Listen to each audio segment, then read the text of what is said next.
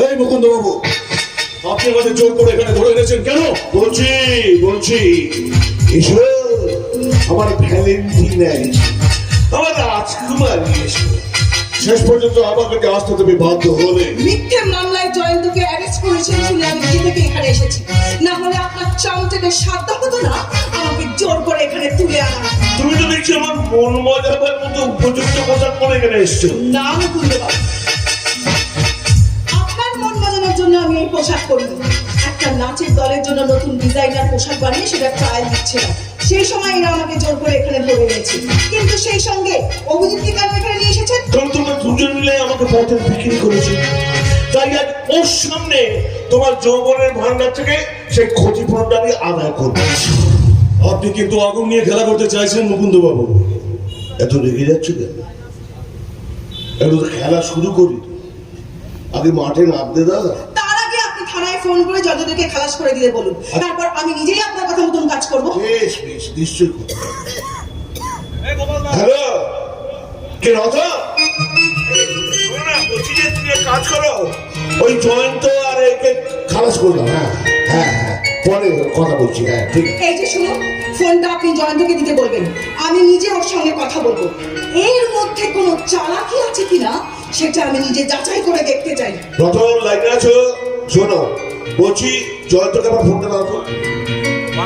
Hello Jayanta বাবা, কিছু মনে করুন না বাবা, আমার ভুল হয়েছে। না তোমার রাগির সঙ্গে কথা বলো। হ্যালো হ্যালো জয়ন্ত, তোদের ছেড়ে দিয়েছে তো? ঠিক আছে, সোজা বাড়ি চলে যা, মায়ের খেয়াল রাখিস। না না, আমি ঠিক আছি, আমি 1-1.5 ঘন্টার মধ্যে বাড়িতে ফিরে আসবো।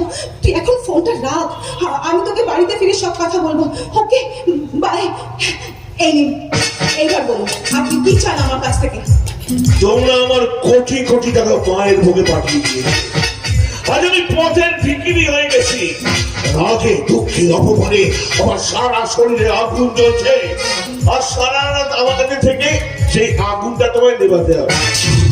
ছি ছি ছি ছি ছি ছি, একটা বাবার বয়সী লোক হয়ে আমাকে সব নোংরা কথা বলতে আপনার লজ্জা করে না? ও মা, লজ্জা করবে কেন? বাবাদের বুঝি বাবা হতে ইচ্ছে করে না? ছি, তুমি শুধু মনে মনে ভাবো আমি তোমার না গো ওই অভিজিৎ।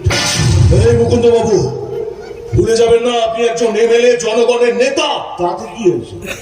হ্যাঁ, তাতে কি হয়েছে? আরে তোমরাই তো আমাকে এমএলএ বানিয়েছো।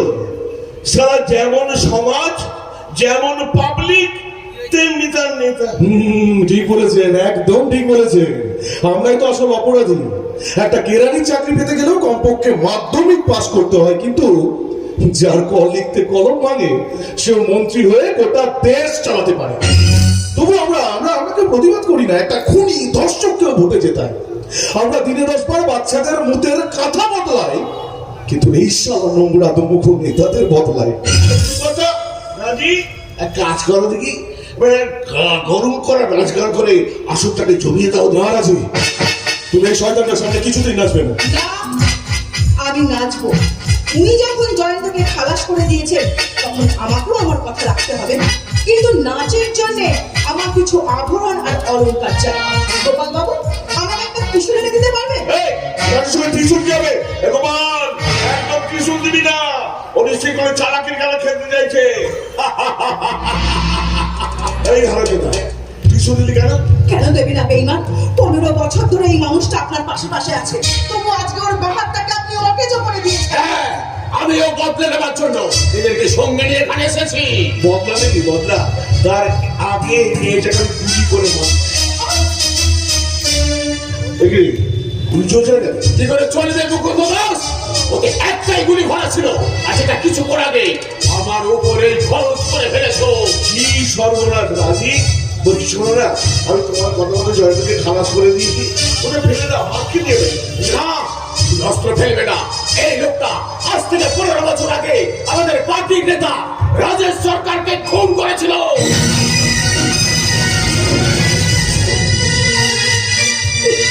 কি বলে? কাকে খুন করেছিল?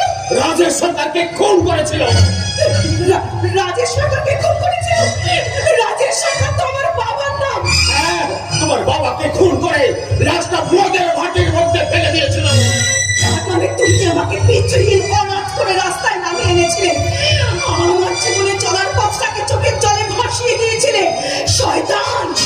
আজকে তোমার রক্ত দিয়ে আমি আমার পিতৃঋণ শোধ করবো। পাগলামি করো না রানী, পাগলামি করো না। করবো, কারণ আমরা সব গরিব মানুষরা সত্যি সত্যি পাগল হতে চাই, পাগল। কারণ সুস্থ মানুষরা সব মরা মানুষ। তাই তো বছর বছর আপনাদের মতন জানোয়াররা ভোটে যেতে। আমরা যখন অসুস্থ হয়ে হাসপাতালের মেঝেতে কুকুর বেড়ালের সঙ্গে শুয়ে থাকি, তখন আপনারা আমাদের এই ট্যাক্সের টাকায় আমেরিকাতে গিয়ে চিকিৎসা করান। এদেশের গ্রামে গ্রামে বিদ্যুতের খুঁটি পোতা থাকে, কিন্তু তাতে আর বিদ্যুৎ আসে না। আপনাদেরই তৈরি করা কোটি কোটি টাকার নদী বন্যায় ভেসে যায়। আর আমরা চিড়ে গুড়ের ভিক্ষের থালা হাতে কান্দাই। সারে চাহতে আচ্ছা রানী গোপাল মিথ্যে কথা বলছে, মিথ্যে কথা বলে আমাদের সম্পর্কে নষ্ট করতে যাচ্ছে। তুমি শান্ত হও মা, শান্ত হও। শান্তি রূপে আমায় দেখা দাও মা। শান্তি রূপে মা শুভ শুভ বিনাশে জনরঙ্গিনী যায়। চরম অঙ্গারে অন্ধকারের বিনাশ, প্রচন্ড প্রলয়ঙ্কারে সংহারে ভগবান